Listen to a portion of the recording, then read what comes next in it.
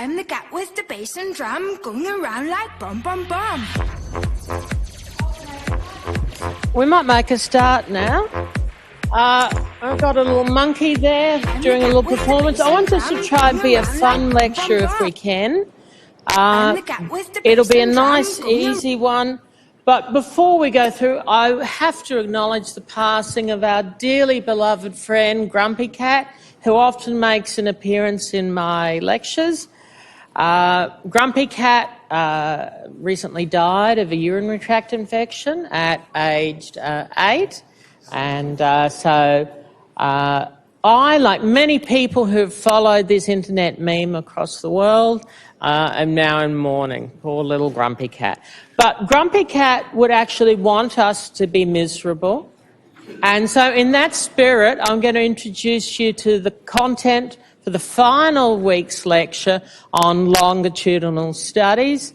And it does involve a little bit of thinking, which may make you a little more miserable, and it is coverable on the exam. So in that spirit, let's do this one for Grumpy Cat. All right. So previously in 3003, we did the chi-square test. Remember, we have two chi-squares. We have the one-way chi, where you're generally looking at an equiprobable distribution, and you want to see whether the distribution that you observed is likely to be drawn from that same population. So is it just sampling error that has caused us to have more people liking chocolate Chupa Chups than we would otherwise expect? So that's called the goodness of fit test. The other type of chi-square is when we have two variables, and it's called the test of independence. Because remember, the null hypothesis says that these two variables are completely independent, they are not related, and if we have a significant two-way chi-square, we reject that null hypothesis, and we'd say, yes, there really is an association between the two variables. So, for example, from, I think, last week's lecture, it was gender and income. Yes, there really is an effect of gender on income. And spoiler alert, women don't do so well. So we examined, I think, the median wages of men and women, and we found there was actually some variation there. Okay, so that's the two-way chi-squared test. In today's episode, we're going to do causality in longitudinal research. Now, you've probably had it drummed into you from the very first statistic lecture that correlation does not prove causation. And while that is true, what it can do, if you design your experiment right and you look at it longitudinally, you can bolster evidence in support of a causal hypothesis.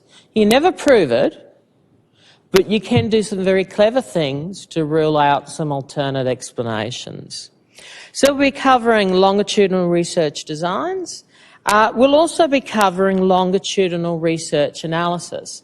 Now, this is something that you have the skills to do now because you've learnt correlation. But we won't be expecting you to do this in SPSS. Rather, this is to give you a background to it, a foundation, if you like, so that in future, when you graduate, you find yourself in the need, maybe you're a research assistant, maybe you're working in a community organisation and you have to do some longitudinal studies, you could at least pick up a stats textbook or a YouTube video and work out how to do the analysis. So we'll go through it, we'll explain the logic, but we won't be expecting you to do this in SPSS. Okay? So we didn't introduce you to that in the tutorial. But you do need to understand the concepts. Then we'll review the course, and in particular, a topic that's probably near and dear to all our hearts, the exam information. Okay, so longitudinal survey design and analysis. So we're going to go through this topic of causality, then the research designs, and then the analysis. So A fundamental point of difference between this and what you've done in previous courses is that we're not actually going and experimentally manipulating the independent variable with the survey. We're not delivering an intervention or a treatment to test for an effect on the dependent variable. So what we've done is we've sacrificed a lot of that internal validity, that control over everything, and instead we're investigating naturalistic groups. So, for example, we don't assign participants to groups. We measure their gender, but we don't say you'll be in the male group, you'll be in the female group. We just measure, are you male, or are you female, or are you some other category? Instead, we're measuring existing traits. So these are typically continuous variables. Like in your assignment when you perhaps measured extroversion or openness or agreeableness or maybe conservatism, and you saw whether this predicted the outcome. Sometimes too, though, we will look at a categorical variable, which we dummy code for, like gender or like whether you believe it's appropriate for people to use emoji in business and things like that. And then we can look at association. So because we've sacrificed that internal validity, that makes it very difficult, but not entirely impossible to establish causation. So just a refresher, remember the determinants of causation are based on 3 criteria, which we covered in the Week 2 lecture. The first is the constructs need to co-vary. So as one construct goes up, your predictor, so too does your dependent variable. Or perhaps as your construct goes up, your dependent variable goes down in the case of a negative association. There must be temporal precedence, and this is a term that we'll be referring to again and again in longitudinal designs. So the IV precedes the DV. We also need to rule out any confounding factors. So there are alternative explanations that need to be ruled out. So, for example, a spurious correlation, the existence of a third variable that explains the causality. All right. So temporal precedence is something that a little bit hard to get your head around. It's basically that one event precedes the other. So we often refer to this as the domino effect. One event causes the other. So using the analogy there, some dominoes, you see how each domino tips over, but the next one doesn't start moving until it's been touched by the preceding domino. That's why we call it the domino effect. So you can establish that there's actually a causality there. One precedes the other.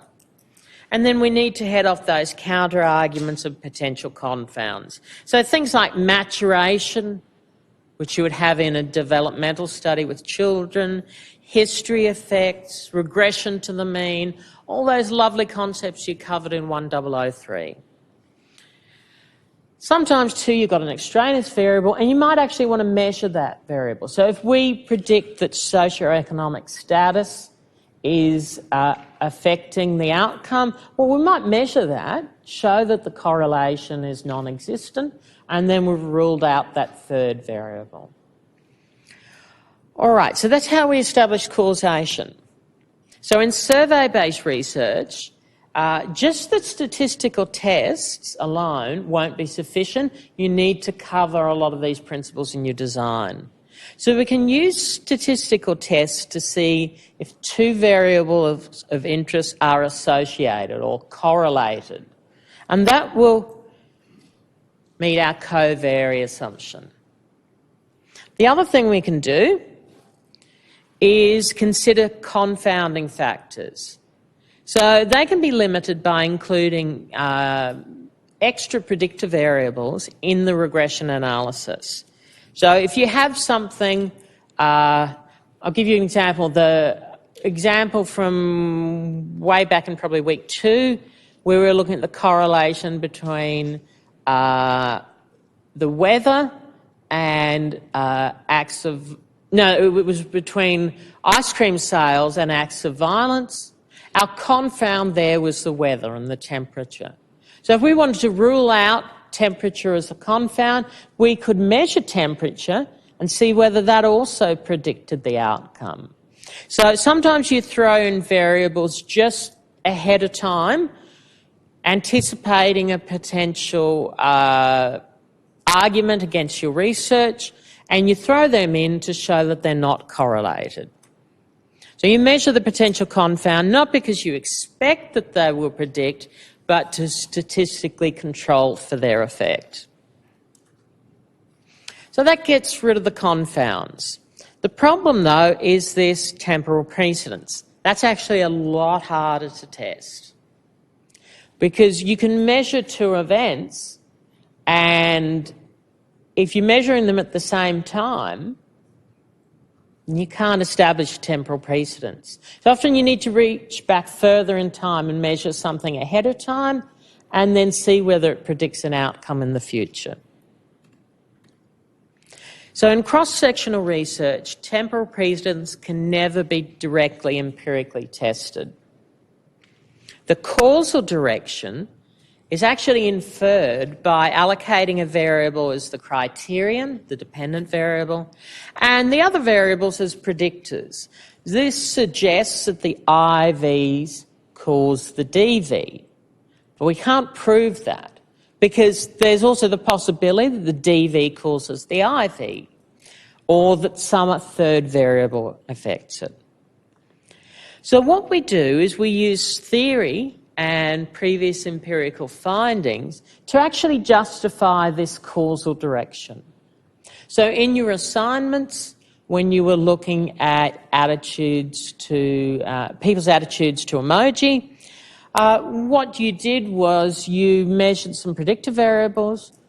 You didn't just hypothesize there's an association and then run it.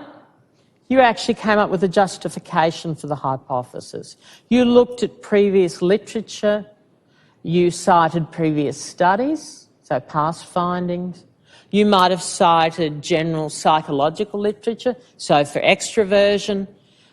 You might have cited literature that extroverts are more verbally expressive, that they enjoy novelty, and so therefore they may be more likely to adopt a new form of communication and be less inhibited about using pictures for communication, something like that. So you can justify it with previous psychological theory or with previous studies that have found a similar effect. That bolsters your evidence for a causal direction.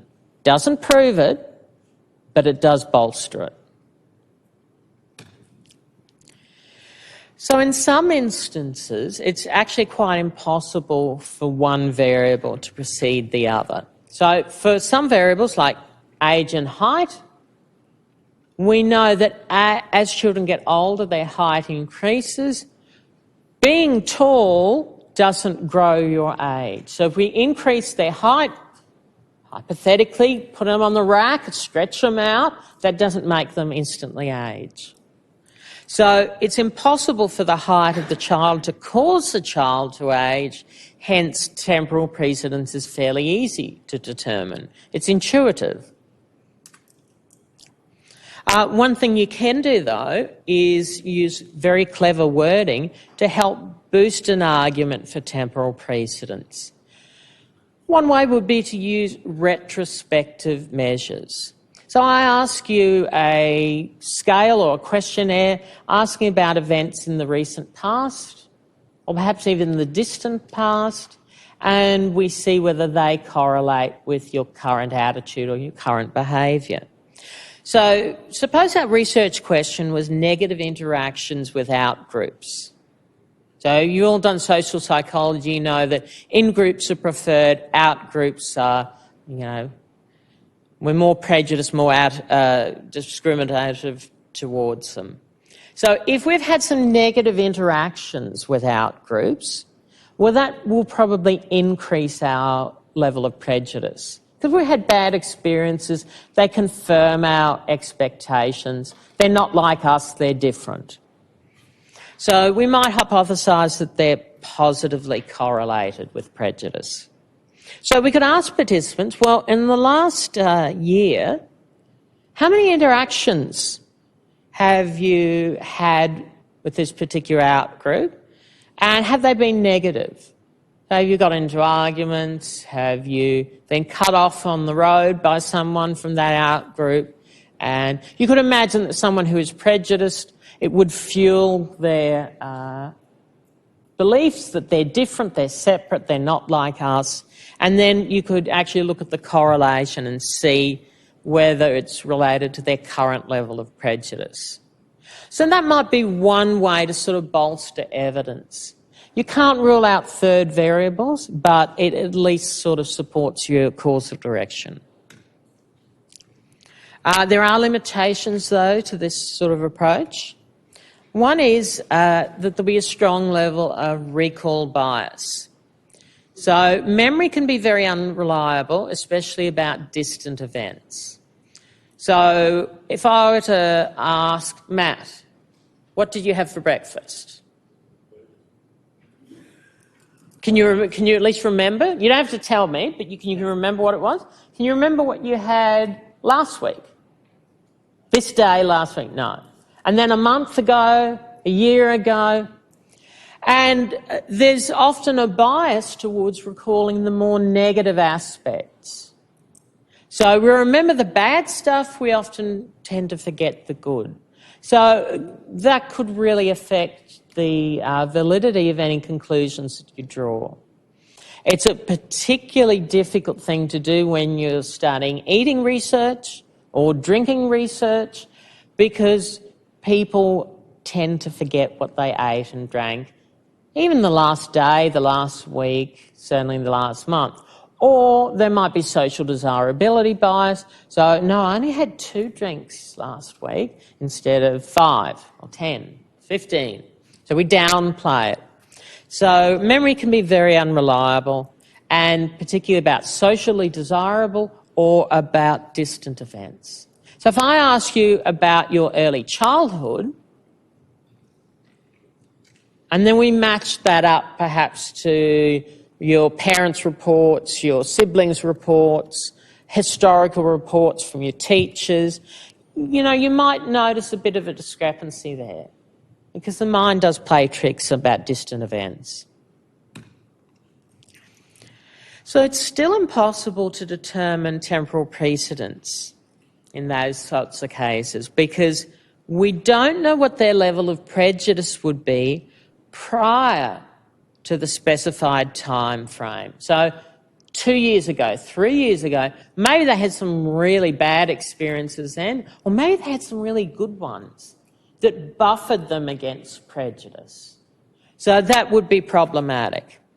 So we need to move further back in time if we really want to establish temporal precedence. Now, that would be a good study to do initially, but it wouldn't be sufficiently compelling that the research would stop there.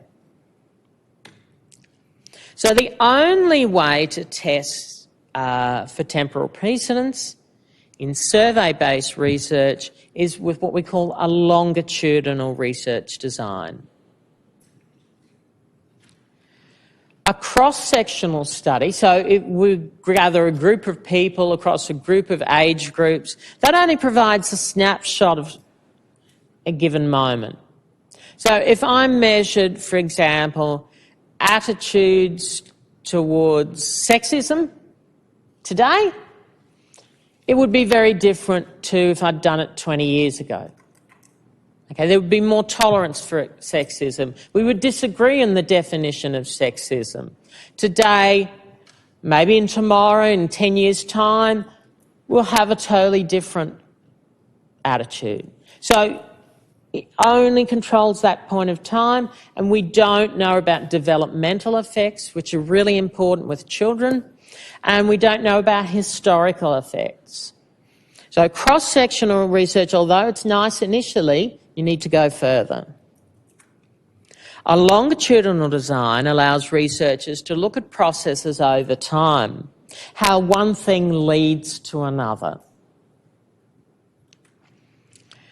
However, these designs are often within a specified time frame. So the time frame is usually the duration of the study. The temporal precedence of what occurred prior to that time frame cannot be determined. Thus, in survey studies, temporal precedence is often described as a process within a time frame. We really can't say what's going to happen after, and we really can't say what's going to happen before, but we can at least say within this time period what we think is driving the causal direction.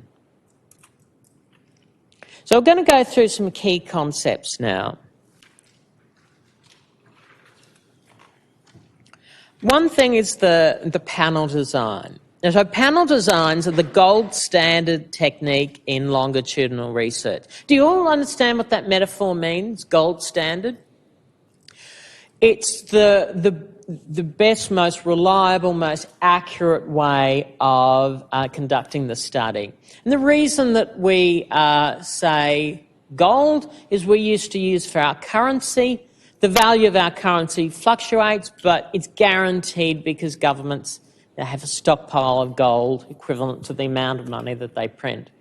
Of course, these days they just print more money. But in the past, that's what they used to do, and so that's where the origin of that phrase is. And you've probably heard of panel designs before. For anyone who's done developmental psychology, it's something that we do a lot because that's the only way we can test developmental effects. You've probably come across it before, but in a panel design, the same participants complete the same questionnaire or the same test over multiple time points. And then we can track their stability or their progress, their growth, across each of these time points of the panel. This ensures that both the predictor and the criterion variable are measured at multiple time points. And if you're not sure why we would measure the predictor and the criterion across multiple times, I'll show you in a moment, because there's actually a logic behind it. So another two concepts that we need to be familiar with are these two terms, stability and change. So stability refers to the degree of consistency, how stable they are in their actual score, or the mean of a group, or the rank ordering of the participants from one time point to another. And change refers to the degree of fluctuation in scores, means or rank orders from one time point to another. So if we have the same score at time 1, time 2, time 3, time 4, nothing's changing. But if we find there's a correlation between time 1, time 2 and time 3 and time 4, that actually allows for our means to be increasing a bit or decreasing a bit in response to treatment or the passage of time. You've got a question?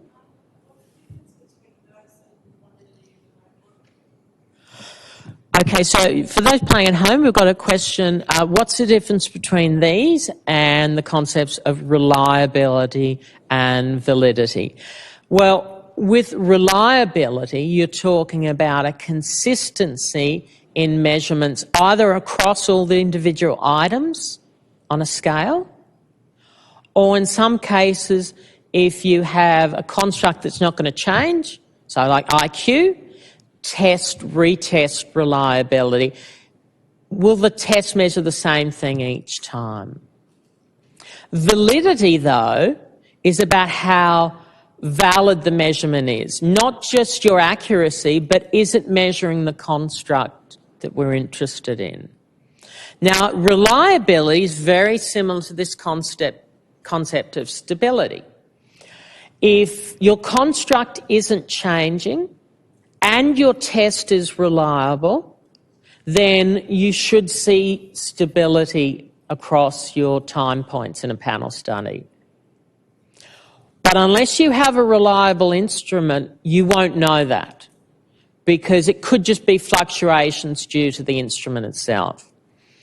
If, however, you've got a reliable instrument and you know test-retest reliability is high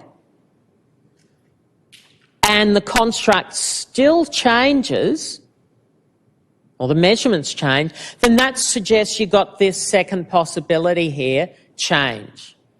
The construct is either going up, maybe your CBT is helping their level of depression, or it's going down. Maybe CBT is reducing their anxiety level. Okay? So, no, I had that run the other way. You would hope that CBT would also be reducing depression.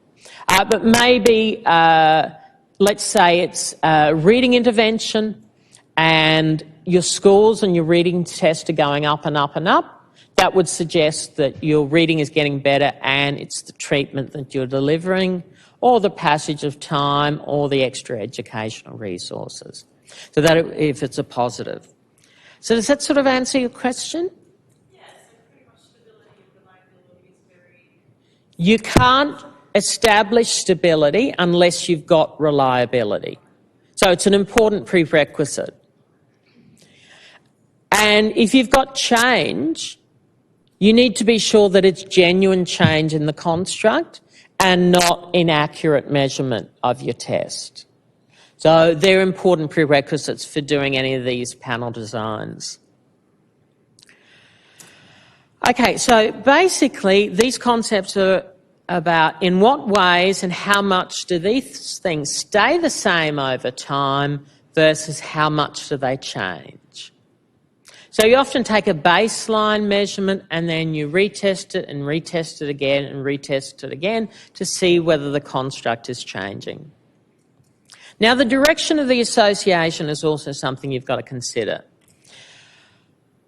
In life, when you've got a very, very simple relationship, it will be unidirectional. There's a clear direction in the relationship between the predictor and the criterion. So, age increases height. It's not a reciprocal relationship.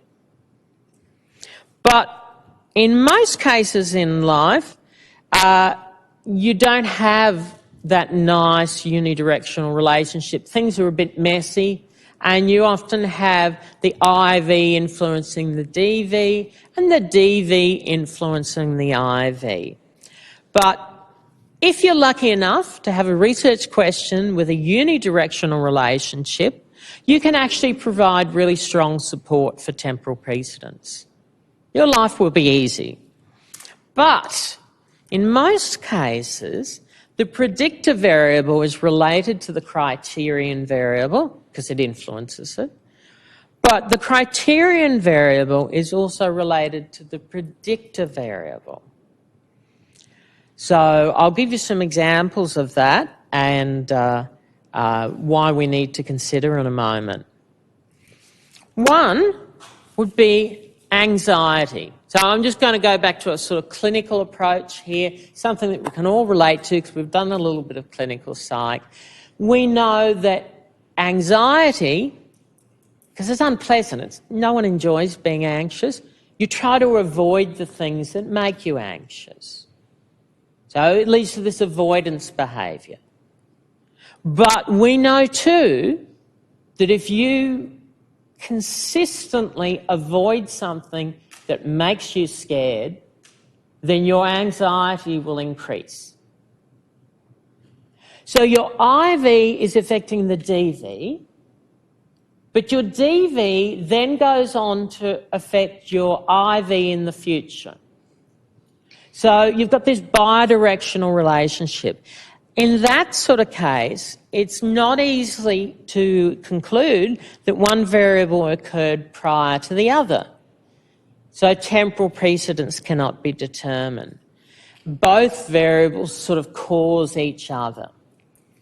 Unless you've got a variable that you can go back earlier in time before the anxiety disorder and then follow it longitudinally. That's one way to sort of rule out those bidirectional relationships.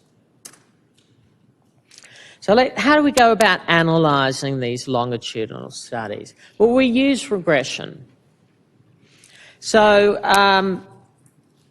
we'll go through 4 different types of regression here. There's simplex model, the longitudinal correlations, the residualised longitudinal regression, and the cross-lag model.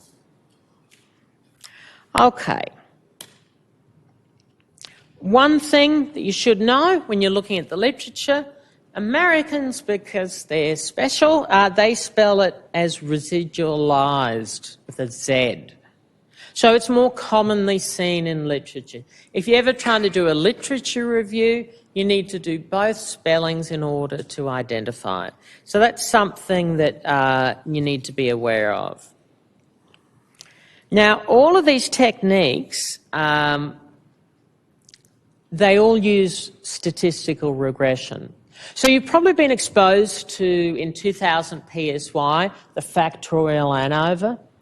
So the factorial ANOVA is really good when you've got a categorical IV, so the treatment group that they're in versus a control group, or the placebo, or maybe you've got a variable like high, medium and low, so maybe extroversion, high, medium and low, or academic ability, and then you can plug that into an ANOVA. But the problem is when you take a continuous variable, like extroversion, as a personality trait, and you partition it into low, medium and high, you actually lose statistical power. So you're less likely to find the effects that you want. And so that's why we would use a regression analysis for a longitudinal study, because we can actually plug that independent variable that we measure straight into the regression model, and we have greater statistical power. So although you could analyse it using an ANOVA, and we sometimes do if we've got oodles of statistical power and lots of participants, but the problem with the longitudinal study is you've got to get people to stay in your study that might last weeks, months, years, 10 years. So you have people drop out and you lose statistical power. So you need every ounce of power that you can get, and that's why we analyse these with statistical regression instead, so that we can plug in a continuous predictor into it. So the first one here is the simplex design. It's also the most simple.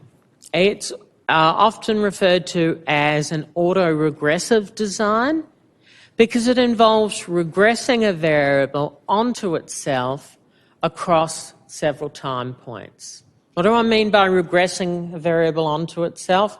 Well, that's a nice fancy way of saying we look at the correlation between our DV at time 1 and our DV at time 2 and our DV at time 3. And we see whether there's a high correlation between that. If they're measuring the same construct and we really do have stability, then there should be a pretty strong correlation between the two. You know, as long as we've ruled out practice effects and things like that. If there's not a correlation, then that suggests that there's a lot of change going on. Something else is affecting it. So in other words, the measurement of a variable at time 1 should generally predict that variable at time 2, indicating stability. So T1 to T2 and T2 to T3, they'll all be significant, just as T3 to T4 will be significant. It'll also be a strong correlation. We're not talking 0.2, 0.3 like maybe you saw in the assignment. We're talking 0.8, 0.9. They're measuring the same construct. There'll be a little bit of sampling error, but there shouldn't be too much.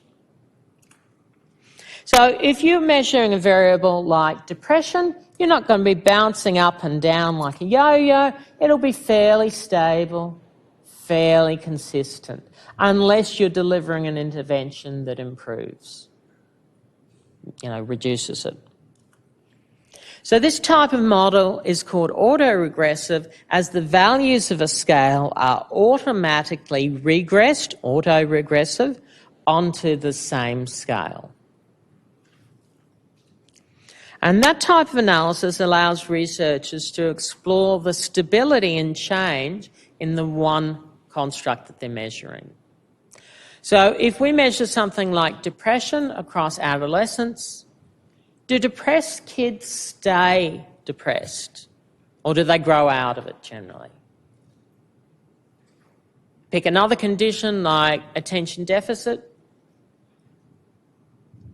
Do children who get treatment with attention deficit, do they tend to have it persist across their childhood and into adulthood, or does it reduce over time? Generally it does, unless, it's undiagnosed, you don't get the educational support, etc.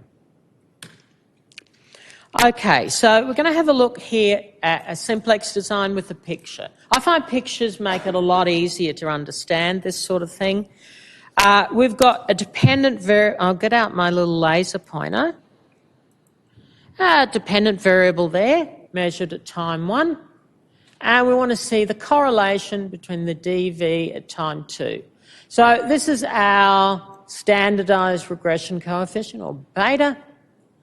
And if there's absolutely no change between those constructs, then we will have a perfect autoregression. Of course, that never happens in real life, because there's often things that go on, like sampling error, you're feeling sick on that day, and so it's never completely 1, but as close to 1 as you can get. That's generally a good sign. So a perfect association between the two time points indicates that their relative standing, if they're at the top of the pack at time 1, they'll also be at the top of the pack at time 2. Has not changed. The rank ordering of the participants will generally remain the same. So it's possible for their score to increase. Let's say it's a spelling test. Generally, grade 1 and grade 2 will spell better than grade 1. But if they were a good speller in grade 1, they should still be a good speller in grade 2. And if they were a bad speller or a mediocre speller, then that's what they should be at time 2 as well. So it's about this relative standing. And remember, you will never get a perfect correlation, because there are things like measurement error, sampling error that can occur. Also, the longer the passage of time, the lower the autoregressive coefficient will be. So if you're talking about measuring a particular outcome every week, should be pretty consistent. But if you're measuring at an interval of every year or every 2 years, then you'll start to see lower autoregressive coefficients. So a large autoregressive coefficient can mean one of two things. Either that individuals do not change over time. So my IQ is fairly fixed. It won't go up and it won't go down, absent any, head injuries or stroke or something like that. If you have a child and you provide them with enough education, their IQ at the end of adolescence will be the same as their IQ in their 20s and 30s and 40s and 50s. Okay? But it also allows for the possibility that individuals uniformly increase or decrease over time. So if we take a mathematics test and we measure in grade 1, and then in grade 2, and then in grade 3, yes, we should see an increase. But you'll probably find that unless one group is getting a differential level of treatment, so better education, more access to teachers, that sort of thing, then they'll be consistently increasing at the same rate. So their rank order probably won't change. Now, there are other more complex and less common explanations. Fortunately, we don't have to deal with them. So there's only those two possibilities, and we're going to illustrate it. So we've got here perfect correlation. You've got it from the bottom left to the top right, perfectly fits our regression line. And all I've done is I've taken their scores at time 1 and I've selected that column, and then I've pasted it in SPSS, and they get the same score at time 2. That will give me a perfect autoregression coefficient, because there's no change between time 1 and time 2. 2 and 2, 5 and 5, 4 and 4, we're going to have a perfect correlation. Now here's a perfect correlation where the scores do change. From 2 to 4, it went up by 2. From 5 to 7, it went up by 2. From 4 to 6, so it's increased uniformly. So we're going to get the same perfect correlation there. So when you see an autoregressive coefficient, it's only telling you about the change or stability. It's not telling you whether it's going up or whether it's going down. Just tells you if they're correlated. So it could be that they're flatlining, no change, or it could also be that they're increasing at the same rate across all participants. You need to consider both possibilities. And one of the examples that I'll show you today, to establish that, they had to go one step further and show that their means went up over time.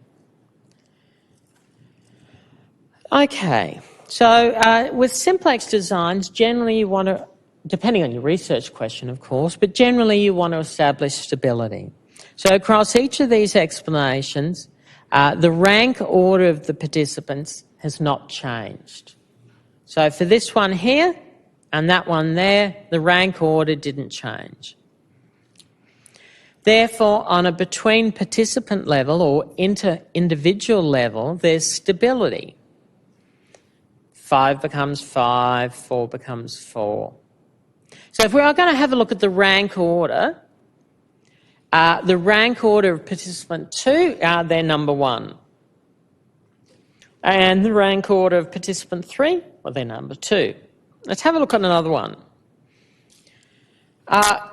We don't have a high autoregressive coefficient.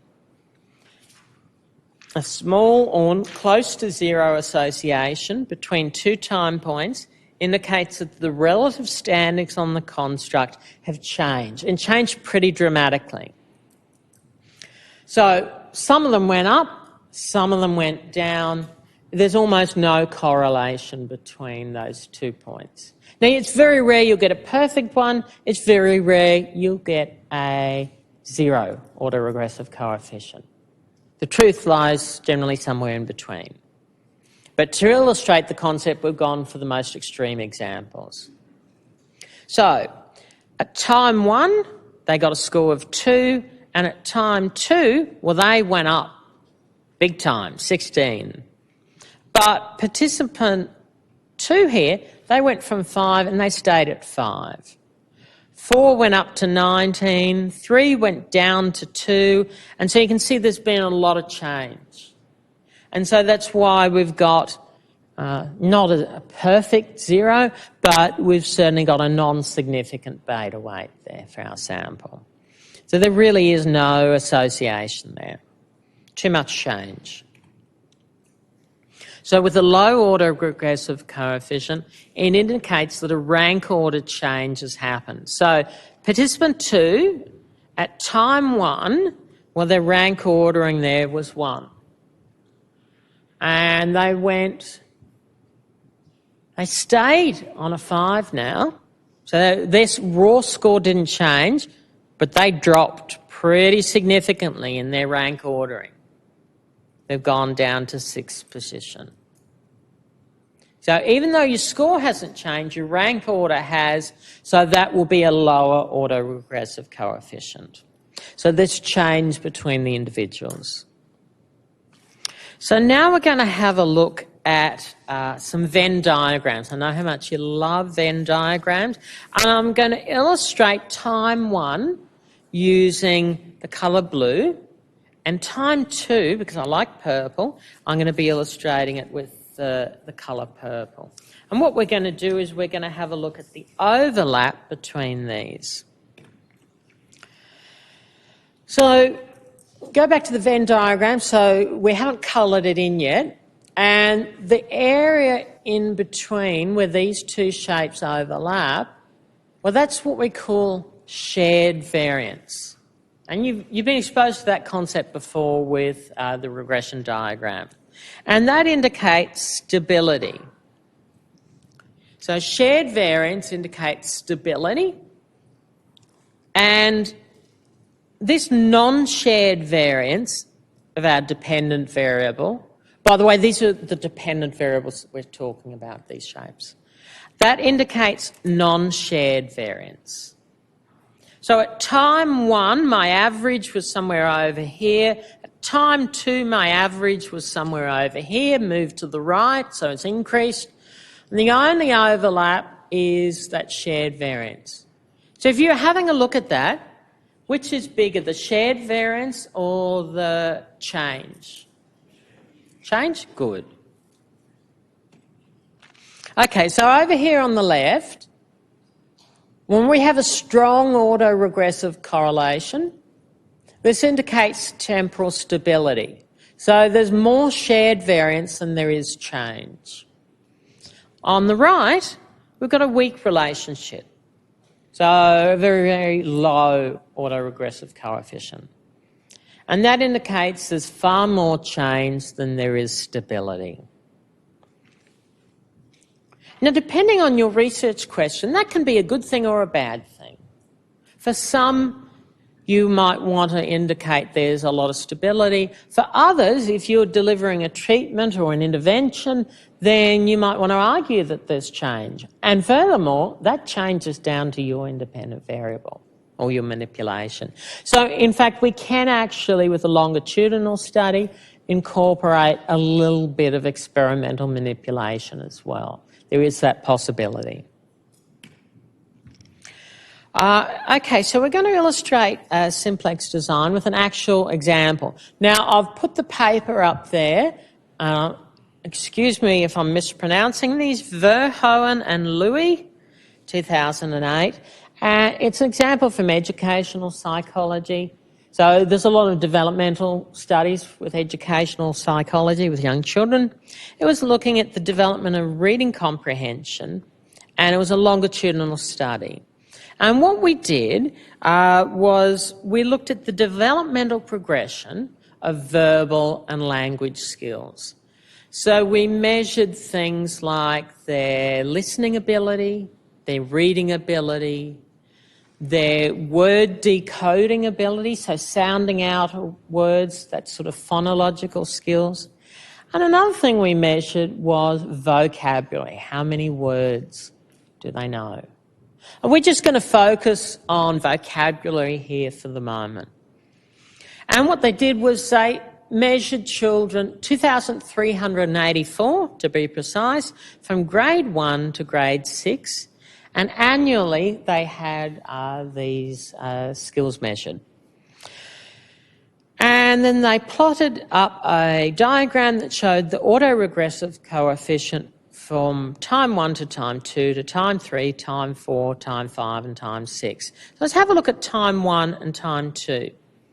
So the correlation between grade 1 vocab and grade 2 vocab was 0.95. That's close to 0.1 as you can get, I would think. From grade 2 to grade 3, there's a bit of a drop. And the authors attributed the reason for this because they went to an oral vocabulary test. Little Johnny, what is a pear? What is a boat? And they spoke the words or gave the definition. Then they moved to a written test. And because there was this other construct of reading ability introduced, there was a little bit of a dip, but, it's still a pretty high coefficient, 0.72.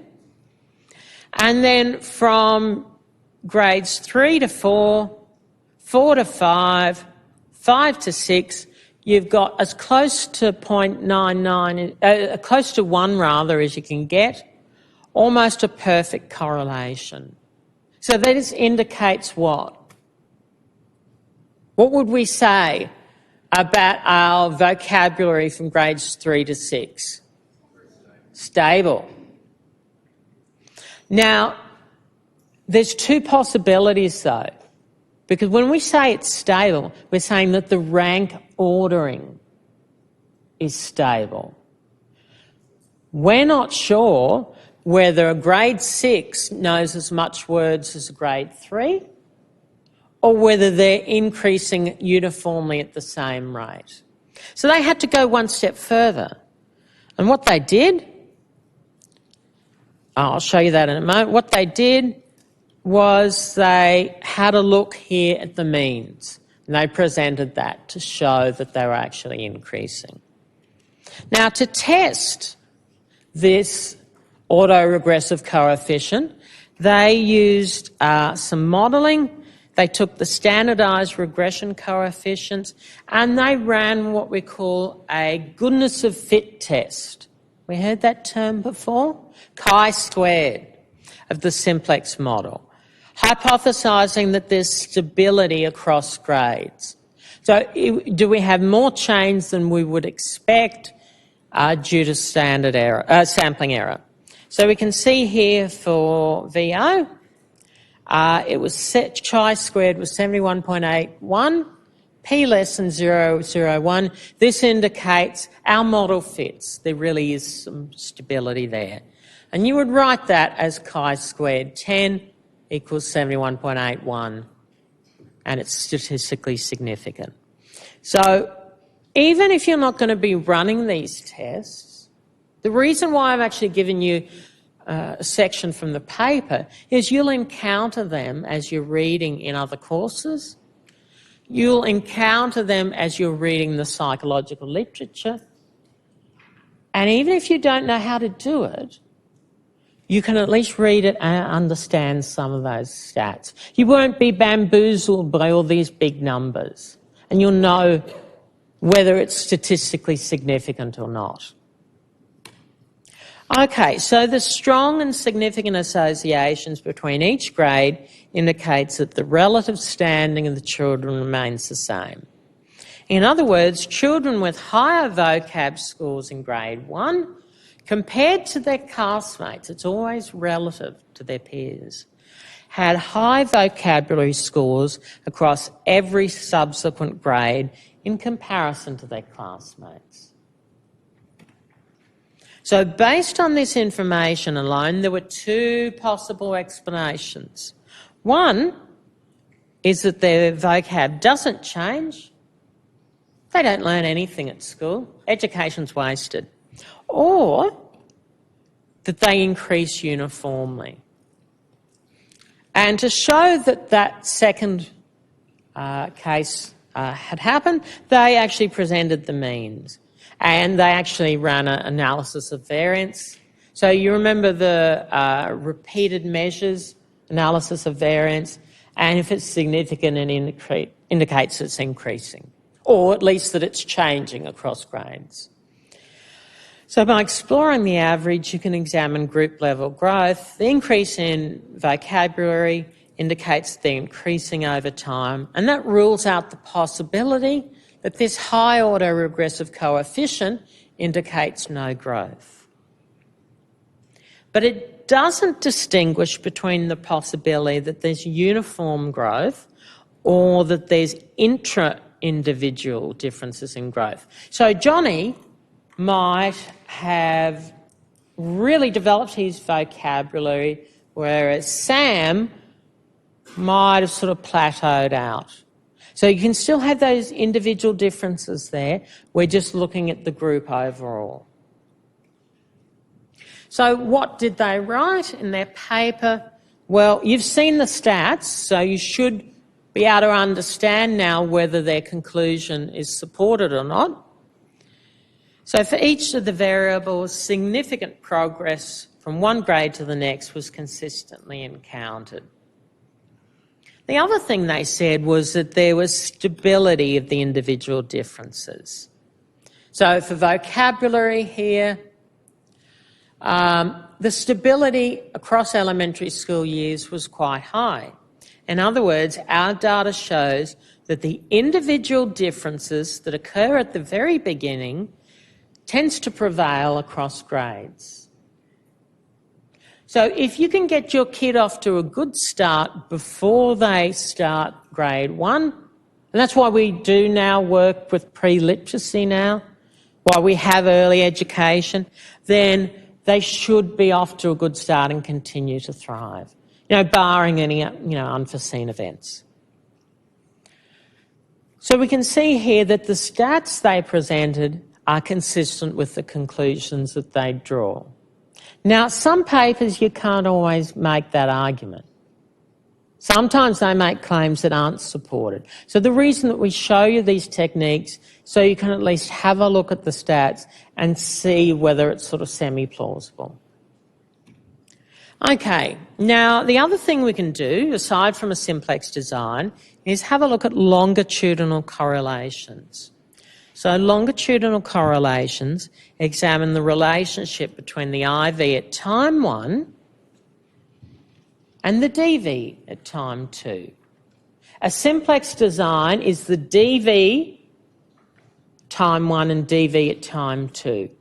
Longitudinal, we're looking at the effect of the IV now on the DV. So similar to the correlations and bivariate regression techniques in this course, only 2 variables are being analysed. So we use a Pearson's correlation here. So for the longitudinal, now this green circle actually represents the independent variable.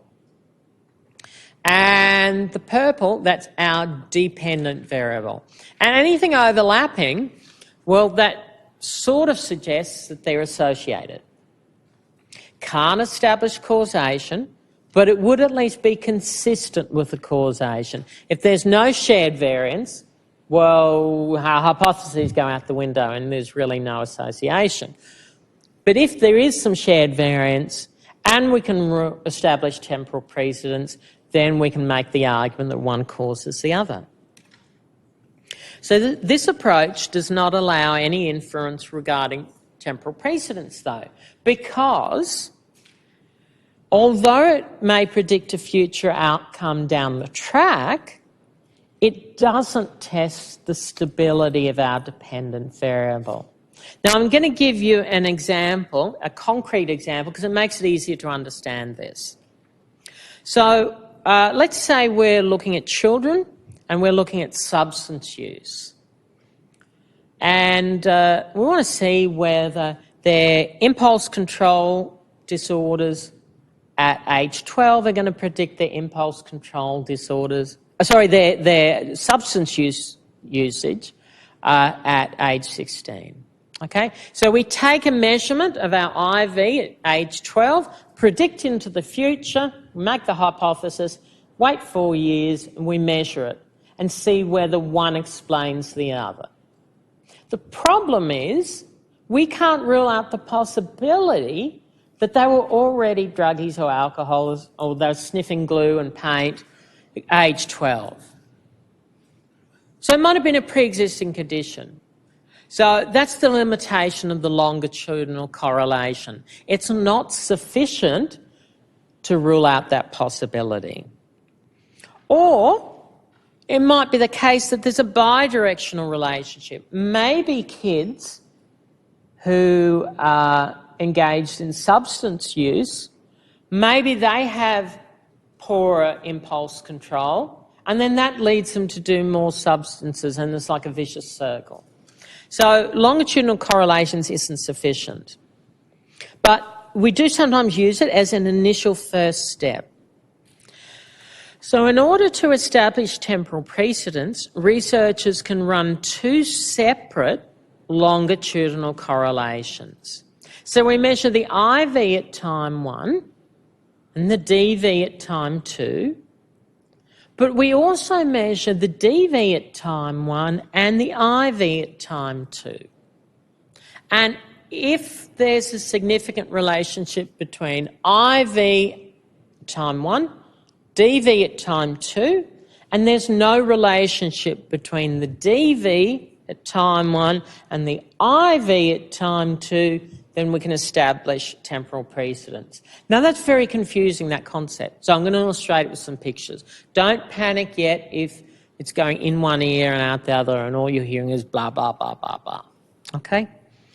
So if both analyses are significant, though, it indicates what we call a bidirectional relationship.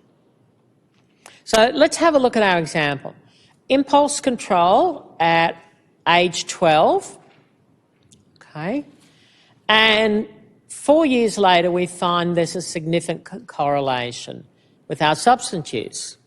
So if you have bad impulse control, I'm thinking, a parental report, teacher's report. If we go back earlier, does anyone remember the marshmallow test? Delayed gratification and impulse control. It actually predicts delinquency in substance abuse at age 16. So when I picked this example, I was actually thinking of the marshmallow one. But we're only going to measure it at age 12. Okay, so we have informant reports from parents and teachers. Do they have impulse control issues? Or a diagnosis by psychiatrists? And we also go and measure their substance use. And the reason is, at time 1, at age 12, we want to rule out the possibility that they were already hooked on drugs or paint thinners or alcohol or whatever their drug of abuse is. And we find that there is a correlation between their substance use and impulse control. Well, that suggests to me that we can't prove temporal precedence because it could be the substance use causes the impulse control disorder. And if they were using it at 12, maybe they were using it earlier, and that association between those two is significant.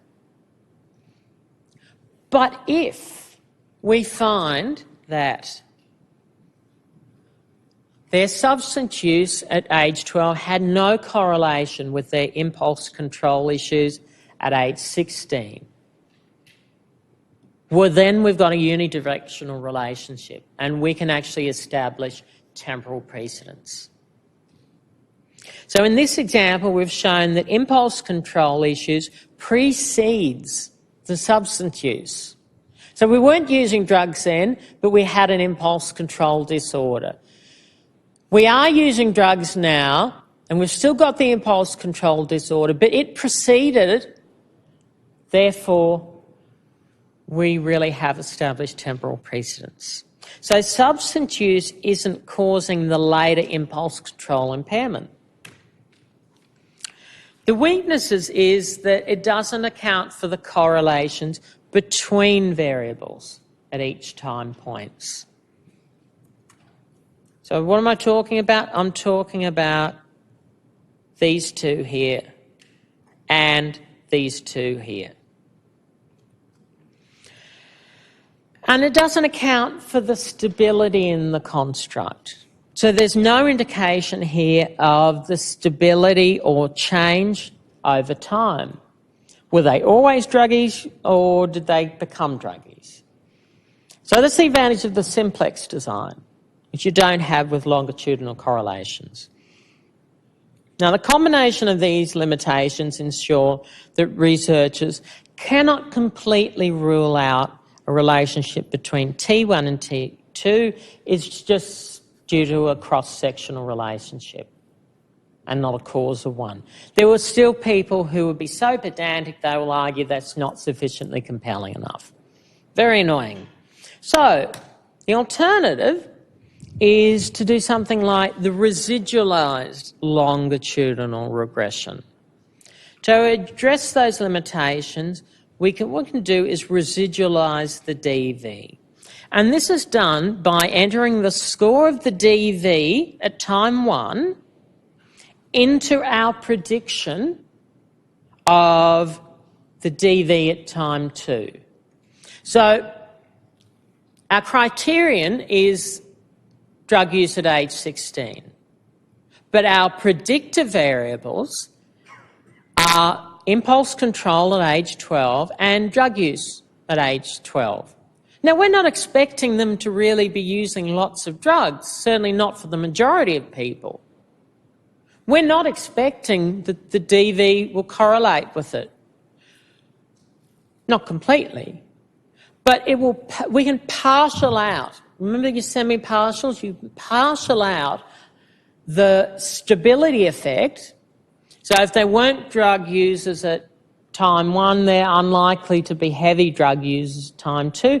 Take that out, and then the only thing left is the contribution of the IV. So conceptually, it's a little bit harder to wrap your head around. Statistically, though, it's just a simple multiple regression with these two as your predictor. So you have the techniques to do it. With a little bit of assistance, with a YouTube video, if you had to, gun to your head, you could save yourself and save your job and do that if you were having to do a longitudinal study in the workforce. So as a result, the correlation between the DV across 2 time points is considered. So we consider the stability and then we statistically remove it from the analysis. This allows researchers to actually predict change. So by entering the DV at time 1, then the unique variance remaining in the DV at time 2 reflects the change in the construct over time. So remember, this is just a recap. This is your simplex model. So stability and change, the overlap between the DV at 2 time points.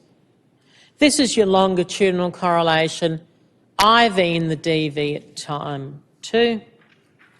Why not combine both? And then you have your residualised longitudinal regression. So the green here is our IV. The blue is the DV at time 1 and the purple the DV at time 2. I want you to just ignore for a moment, if it's possible, the blue and just focus on the green here. If we measured the green at time 12, age 12 and the drug use at age 16, then this bit here and that bit here would overlap. But by controlling for the pre-existing drug and alcohol usage, we've taken that out statistically, we eliminate that, and we're just looking at this area here. And that shows the change over time that is explained by the IV.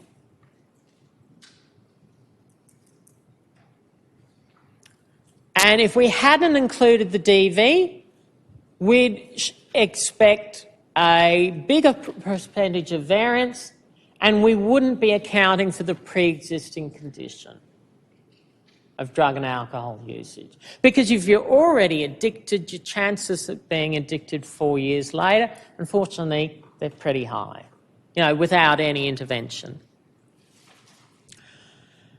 Particularly if you take, drug and alcohol at such an early age. Okay, so I understand that's a very heady concept to get your head around. In a moment, we're going to go through an actual example of a residualised regression, but I'm going to give you a break. Yeah, I'm going to give you a break and come back in about 5 or 10 minutes and then we'll continue with the lesson.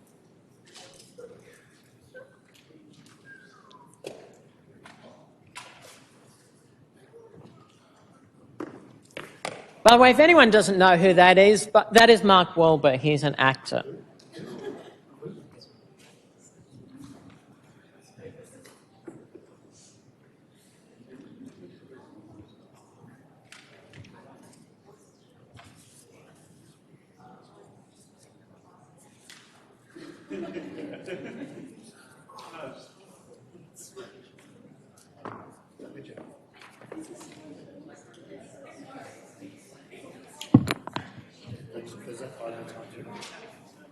No, I think it's time one.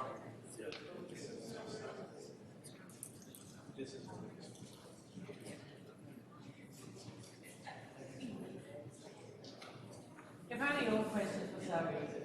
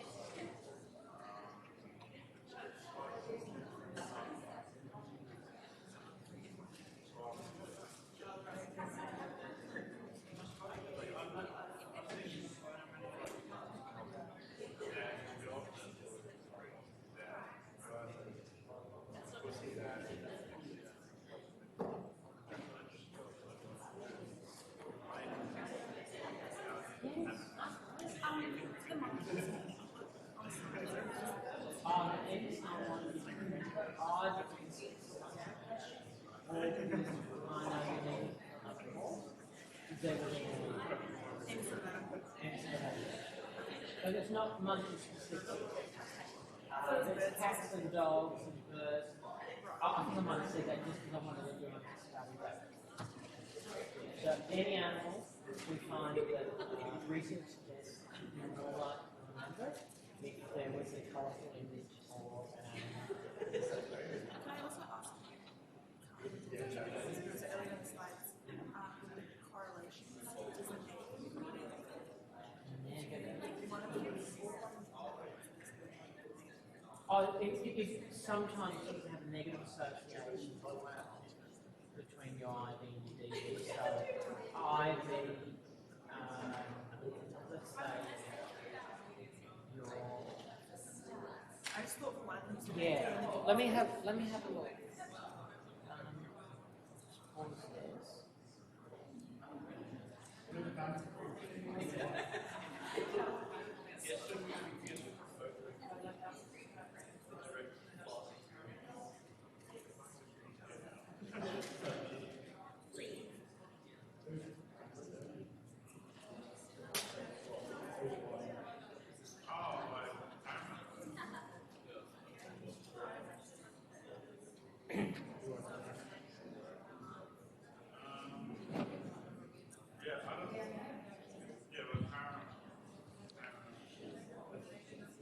All right, we might make a start again.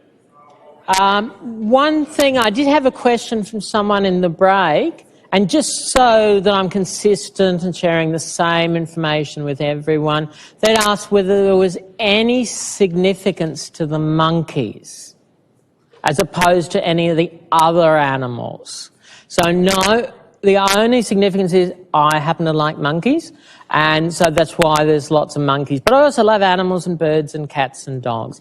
Now, anytime I have put an image of an animal, that is a mental cue, and I'm hoping that you will remember it either for the exam or for a future subject or for when you go on to do honours. So any important learning outcome, if I wanted to draw attention to it, I would put an animal in the lecture slides.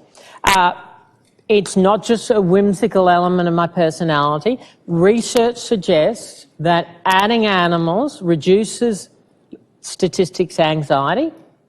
It increases the likelihood of you remembering that point or concept. And so there is a method to my madness. It's because I really want you to remember it. So you're not guaranteed that every animal slide that's going to be assessed in the exam, but you are guaranteed it's an important learning outcome and that you need to know it, either for this course, future courses, or for your honours, or if you go and you do a bit of survey design in your future job, because, you know, the employment options for three-year psych graduates are actually very broad and diverse, and a lot of people do go into surveys, either for the government or for agencies or community organisations or for marketing research. So having these skills, it's an important thing. You don't just forget these messages and throw them away. Hopefully you'll be able to take it into your employment and it gives you a marketable job skill. So that's why there'll be animals scattered here and there. Okay, so we're going to give you an example of religialised regression. So this example comes from one of our PhD students, Alex O'Donnell, and one of our former deans, Bonnie Barber, and they were looking at young high school children in grades 9 and 10 from memory, and they looked at 374 kids, and they were following their level of psychosocial well-being. So their psychosocial well-being is, you know, the level of depression, anxiety, stress. Do they feel positive about themselves? Do they have low self-esteem? Those sorts of things are all tied up in this sort of nebulous construct of well-being, okay? And what they were investigating, and I'll get my little friend the laser pointer, what they were investigating was whether having a connection to the community. So things like extracurricular activities, social inclusion, feeling like they belonged to the community and they had a purpose, whether that actually predicted their level of well-being. And so if I did a simplex design, I could take links to well-being and then a year later measure their well-being, and I could say, oh, there is an association.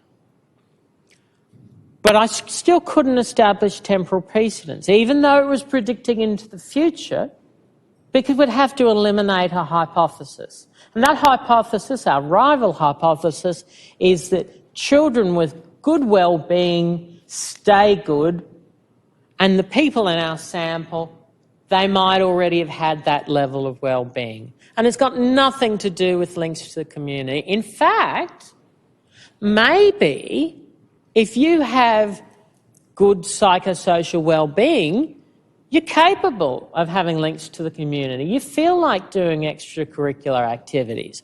And it's this well-being that explains the later relationship, not our IV. And so what they did was they measured these both concurrently in grade 9. They then popped it into a regression equation, and then they looked at whether there's a significant correlation between community and well-being even after we control for their base level of well-being. So we're going to partial out their grade 9 wellbeing and see how much change in their wellbeing is explained by their links to community. All right, so based on previous literature, we know that wellbeing is a fairly stable construct. So if you're feeling great about yourself, grade 9, you're probably feeling pretty good about yourself, grade 10. Maybe not quite as good, but, you know, you're still doing okay. And if you're feeling really low and down and, you know, life is just an endless ordeal, you know, the stresses and the traumas of being a teenager, you're probably still going to be feeling that way in a year's time. You know, unless something magical has happened and you suddenly climbed in social status and everything goes well and you don't have to worry about your exams now, you know, you're still going to be really feeling pretty low. So there's a strong correlation there. We also know, but because we do our literature review before we design our experiment, we know that there's a cross-sectional contemporaneous relationship between these two constructs. So if you have links to community, you have good wellbeing. If you have good wellbeing, you tend to have strong links to community. So positive association there. So theoretically, feeling connected to the community then, it should cause higher wellbeing over time. So we take our links to community, we see there's a significant association. That's our prerequisite. And the stability of wellbeing indicates that it shares the same statistical variance over time. But the cross-sectional relationship between the IV and the DV indicates that feeling connected to the community also shares variance with well-being. What we don't know yet is what's going to happen where we control for the base level, the baseline of well-being. So how do we know that feeling connected with the community predicts a change in well-being and not, rather, the effects of stability? So by controlling for the previous year's well-being, that infers that feeling connected with the community predicts the change in adolescents' well-being. So we've got our beta weight here. This is the unstandardised regression coefficient. And, but I have a feeling actually that it might have been the standardised beta. We can see here a strong correlation here between well-being at time 1 and time 2. But even after controlling for that, we can still see there's a significant correlation between links to community and well-being. So by controlling for well-being at time 1, the stability in the construct has been removed, and as a result, the only thing that's left, links to community, actually predicts any change in well-being. And because it's a positive coefficient and not a negative one, we know that it actually improved their level of well-being. Now, if it was a negative, then we'd be really worried. These extracurricular activities are lowering their well-being. Okay, so same diagram as before, but what I've done is instead of saying IV here, DV, T2, DV1, I've actually put in the names of the constructs. And I think that makes it a whole lot easier to understand this diagram now. Rather than dealing with abstract terms like IV, DV, links to community, there's some shared variance with our well-being at time 2, so all of this part here. But when we control for the baseline level and we partial that out, the only thing that's left is our change. Yes, up the back. So in SPSS, if you go to the correlate, you'd go to the partial correlation menu option. But in a regression equation, if you did it as a regression, you'd be looking at your semi-partials. So the question, by the way, for those playing at home was, would you use your part or your semi-partials? So if you're using the graphical user interface, SPSS calls it partial, but in the regression analysis, we're looking at the SR squared, so this what SPSS calls part. And so your semi-partial is unique variance explained by links to community after controlling for the baseline level of well-being. All right. So, oh, look, there's a bird. Maybe this is important. Now that you know the trick, you know that I put it on a lot of slides, even if it's not examinable. So the trick is out there. But the correlations between T1 are statistically controlled for. The stability of the dependent variable is also accounted for, so that's a real strength. Consequently, this analytical technique allows a researcher to predict change. In other words, to actually find a longitudinal effect. And if you don't have longitudinal data, like Mark Wahlberg said in the meme there, you shouldn't be making causal attributions. That's why when in your 1003 assignment you said that the IV chords the DV, we put a big red X and say correlation is not equal to causation. But if we do this longitudinal type of study, we can actually bolster some real evidence in support of that argument. The weaknesses. Well, one is that temporal precedence is still not entirely identifiable because there's no test yet for what we call a bidirectional relationship. Did the IV of extracurricular activities at time 1 also be explained by their well-being at time 1? So you've got a few possibilities you need to rule out. So maybe you had good community relationships because you already had high psychosocial well-being and lower well-being. Well, that was actually a barrier.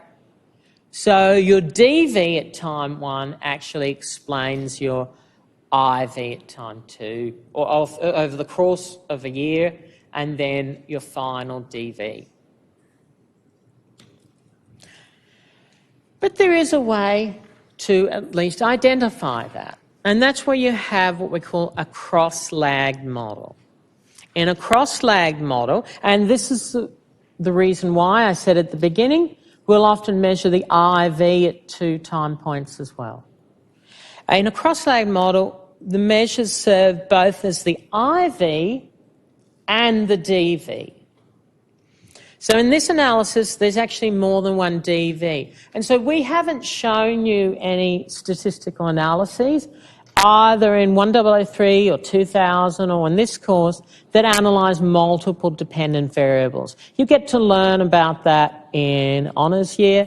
If you go on to it, it's not entirely fun, but it is manageable.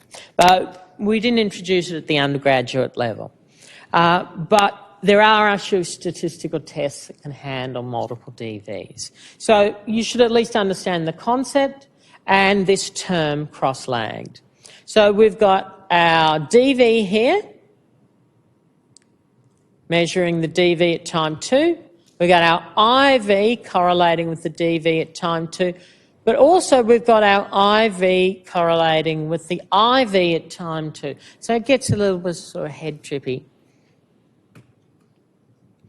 So in a cross-lagged model, we're combining 2 residualised longitudinal regressions into the same analyses.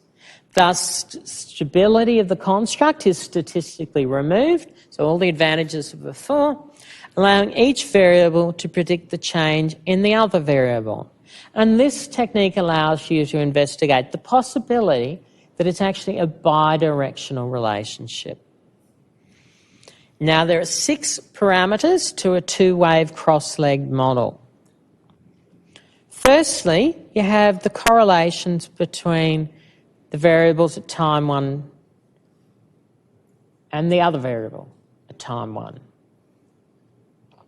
Then you have the correlations between the variable at time 2 and the other variable at time 2. We test for stability.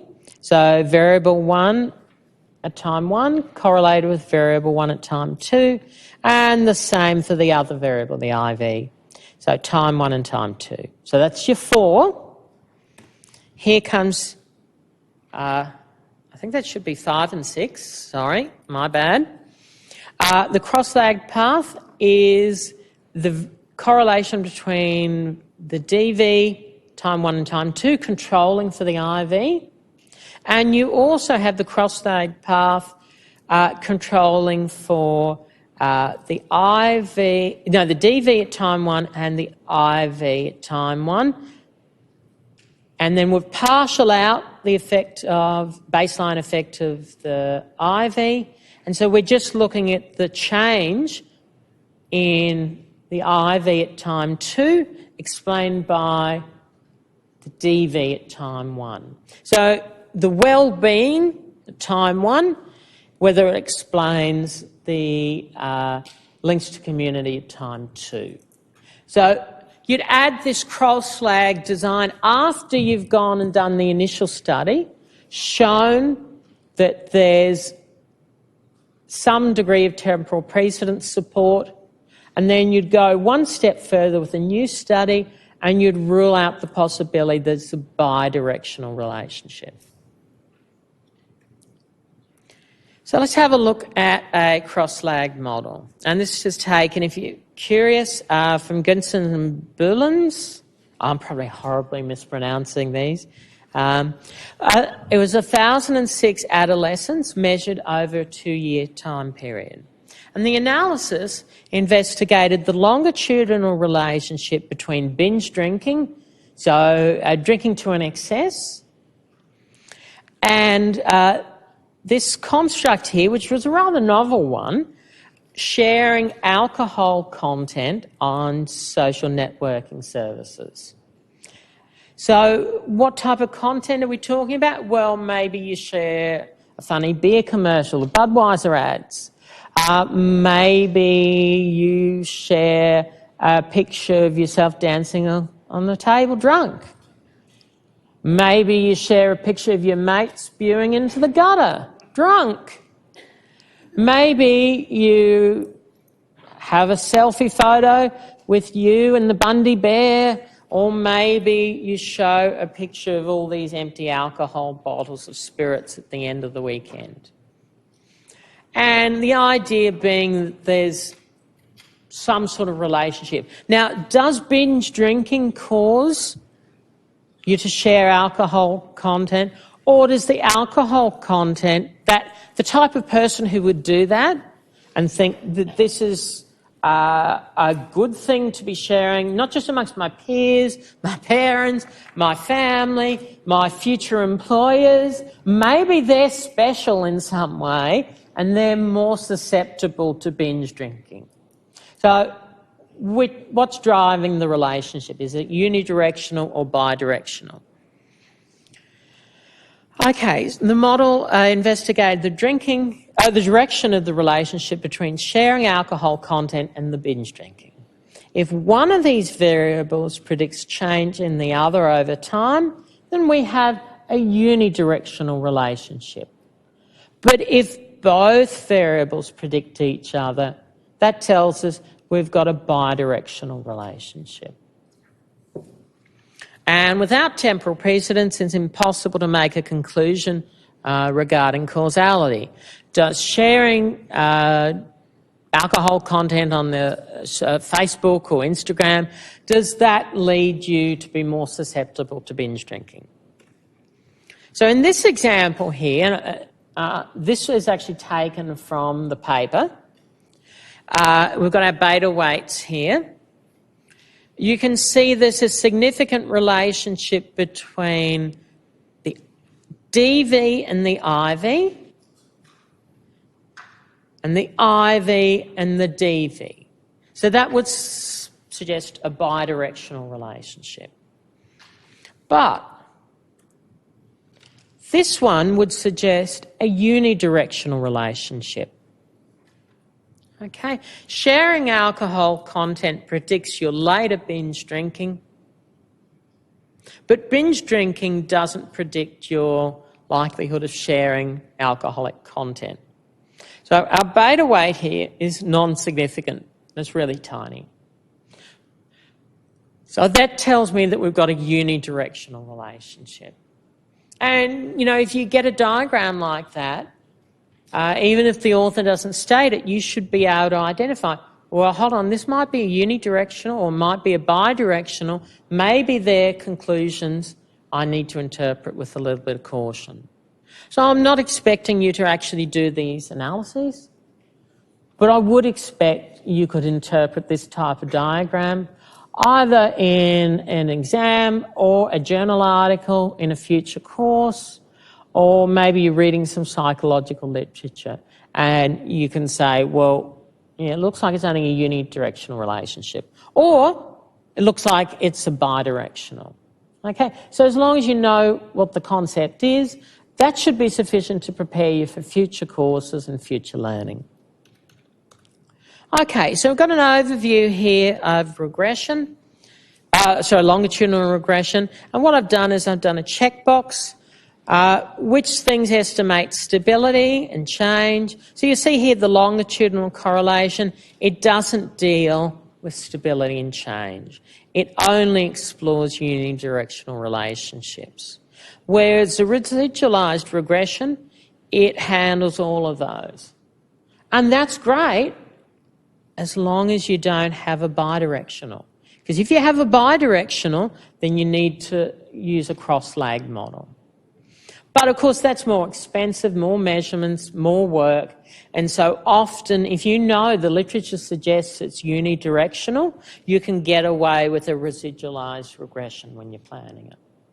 So you always consult the literature. You know, you don't try to reinvent the wheel, but it's important that you at least have an understanding of the limitations of these techniques. Okay, so I'm just going to go through very quickly the assumptions. Inter-individual stability. This examines stability and change. It's assumed that there's no systematic differences. You know, one group of participants didn't differ in some way to the others in the type of stability and change. That assumption is violated when one group of participants changes faster or slower relative to the other participants. You know, maybe males develop more slowly than females. Educationally, that's the case. So that assumption may not be tenable for some certain studies, depending on your research question. Consistent measurement. Now, we have the same amount of time in the interval between our measurements. We don't do 1 weekly measurements, then a yearly, and then back to 1 weekly.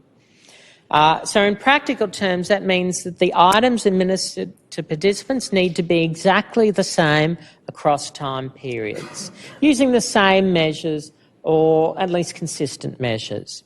In conceptual terms, participants need to read and interpret the questions in exactly the same way across time periods.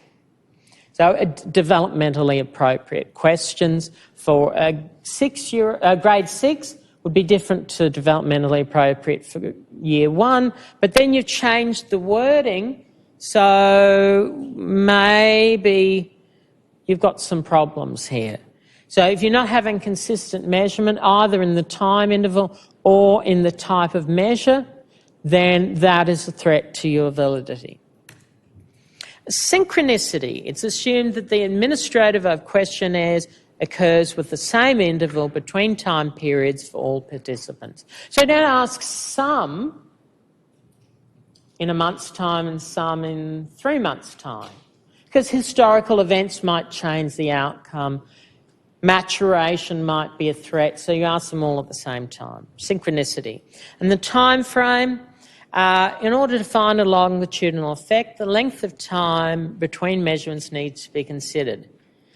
The time frame may simply just be too short to impact another, and so you won't find an effect. So if I'm giving you some therapy with CBT and I want to see your effect of the change in depression, if I do it 1 week intervals, maybe for 2 or 3 weeks, probably not going to be sufficient to demonstrate lasting change, and therapy may actually make you worse initially and then have a long-term benefit. So you want to consider the interval for your time frame. But if you do it too long, then the longer you do it, the lower the autoregressive coefficient is going to be.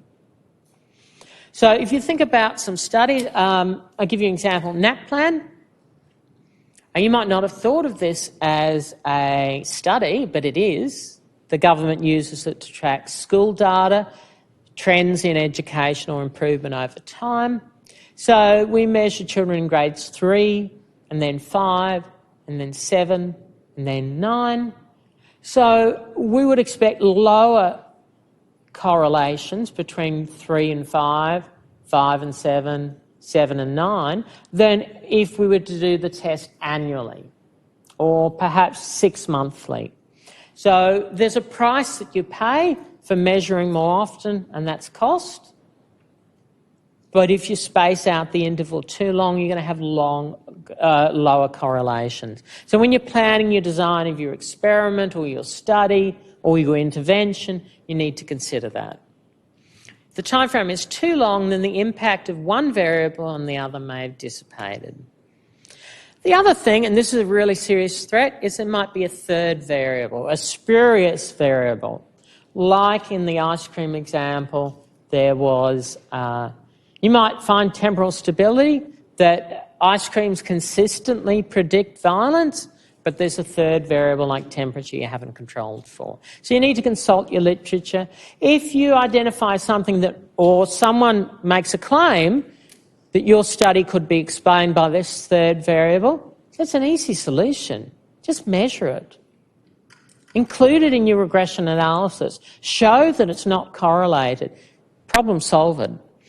So you plan ahead and you identify potential third variables, and then if you are doing a longitudinal study, add it and then control for it, and you should be right. Okay, so what happens next? Well, 2 things. We've got an exam and we've also got the end of the course. So we'll go through a couple of things important. We really want you to fill out the course and teaching evaluation, so much so the uni is willing to bribe you with up to a share of $10,000.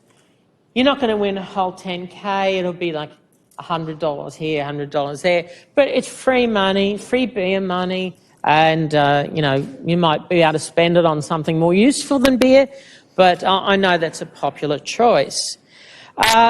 Very easy to do. Just go to http://griffith.edu.au/experience. You'll have got an email link anyway, but you can actually click on that hyperlink.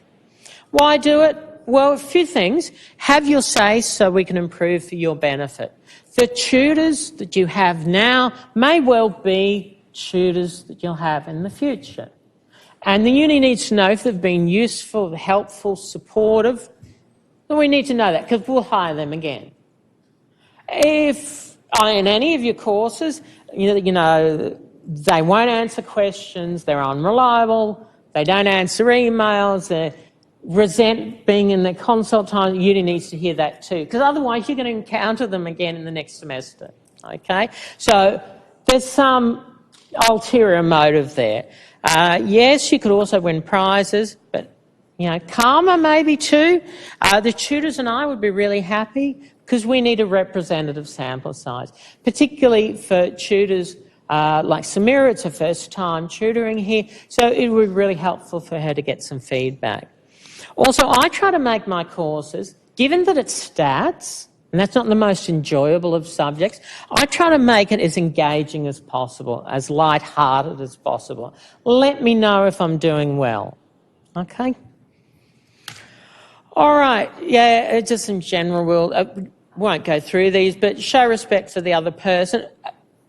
maybe not me, I don't really care so much, I'm a bit thick-skinned, but at least for your tutors, particularly, and unfortunately it's the guys I'm talking to here, given that the female tutors make sure the comments are respectful.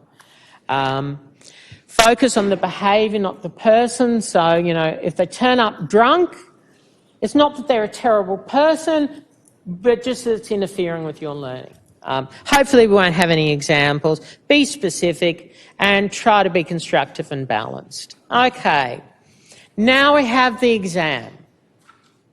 So I've got a motivational message here from the kitty that you're smarter than you think, you're stronger than you think, and you are capable of so much more than you think. Believe the kitty. I believe in my students because I've talked to my students. They ask questions. They send emails, sometimes at 10, 11 o'clock at night. I know from the types of questions that you ask and the types that you don't ask, you know, what's a correlation, that we have a lot of high ability students here. And I can see from what I've read of the assignments, you know, you're really trying very hard. So I think you're going to do well at the exam. Don't let yourself self-sabotage and undermine yourself with statistics anxiety or just exam anxiety. We know, though, that the more you understand, the more you are prepared for it, the better your outcome will be. So please do try the practice exam. Now, the exam format, it's worth 40%. So it'll be a multiple choice exam worth 15% weighting. So there's 30 questions, each worth half a mark each.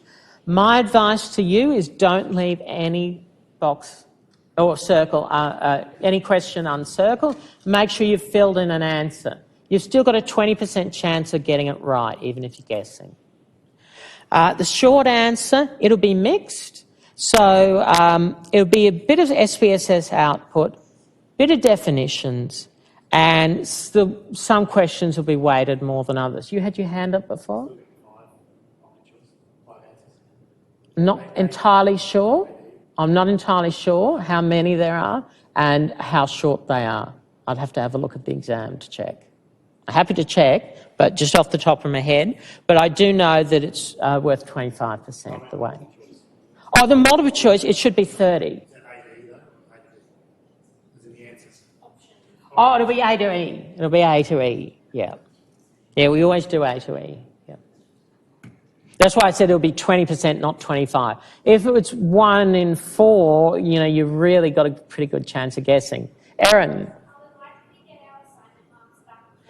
Yes, you are very likely to get it back, provided your tutors have all marked it. I'm anticipating that it'll be back within the required 3-week period. So anyone who submitted on time should get it about Thursday or Friday of next week. The only thing that you won't get is late submissions, and unfortunately they go to the end of the pile, but we'll try to endeavour to get as many of those done as well. Now, the exam content, primarily week 6 onwards, but it may draw on earlier content. So correlations, statistical significance, sampling error, you know, they're still accessible. No specific content on survey design. Yay! The tutorial content from 2000 PSY, like the factorial ANOVA, that will not be examinable. That was to give you an additional statistical decision-making tool so you know which test to use in a future career or a future course. We will not be examining you on that. That wouldn't be fair. It's just an additional tool set for decision-making. Okay, end of trimester exam, the deferment. Oh, yes, Dana.